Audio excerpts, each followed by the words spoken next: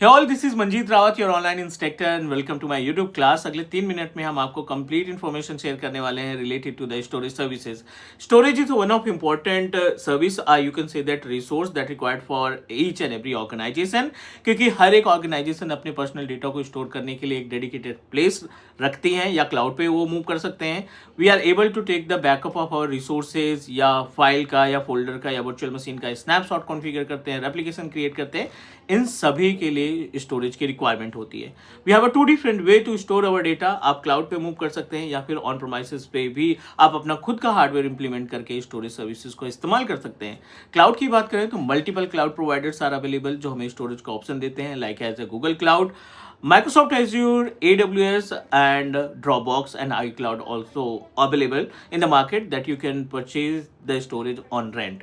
दूसरा ऑप्शन है ऑन प्रोमाइसेस पे। अगर आप SAN एंड NAS इस्टेब्लिश करते हैं तो SAN will help us to store our personal data within the premises, और ये ब्लॉक बेस्ड स्टोरेज कहलाता है। ब्लॉक बेस्ड का मतलब आप SAN स्टोरेज से जब भी किसी कंप्यूटर को स्टोरेज प्रोवाइड करोगे तो उसका जो फॉर्मेट रहेगा वो डिस्क रहेगा। दूसरा NAS रहता है। NAS आप एक लोकेशन में स्टैब्लिश करके डिफरेंट जियोग्राफिकल लोकेशन से उस NAS स्टोरेज का स्पेस कंज्यूम कर सकते हैं, यूटिलाइज कर सकते हैं। बट जो NAS स्टोरेज है which is consider as a object based storage, जिसमें आप पार्टीशन नहीं कर पाएंगे, जिसमें आप अपने मशीन को डायरेक्टली हार्ड डिस्क नहीं असाइन कर पाएंगे। But yes, we are able to store our data in the format of folder. Apart from SAN and NAS कुछ और भी इंपॉर्टेंट कंपोनेंट्स हैं जो स्टोरेज से रिलेटेड जुड़े हैं, जैसे कि MBR एंड GPT। जब आप हार्ड डिस्क लगाते हैं अपने विंडोज मशीन में तो वो आपसे ऑप्शन पूछता है कि आप अपनी हार्ड डिस्क का इस्तेमाल किस फॉर्मेट में करना चाहते हैं, MBR या GPT।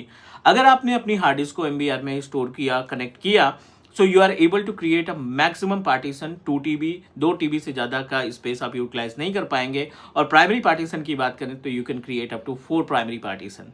यहीं पे अगर GPT की बात करें, GUID पार्टीशन टेबल की बात करें, तो that support up to 256 TB space को यूटिलाइज कर सकते हैं। और दूसरा, you can also create 128 maximum partition in primary.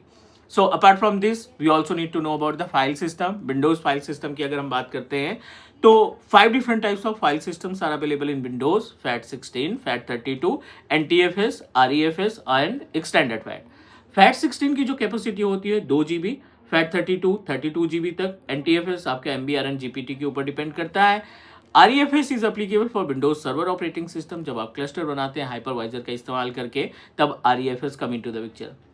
Extended fat की बात करें, it is applicable for external storage like pen drive, या आप एक्सटर्नल हार्ड डिस्क को फॉर्मेट करना चाहते हैं तो आप एक्सटेंडेड फॉर्मेट का इस्तेमाल कर सकते हैं, and which is applicable for all the operating system.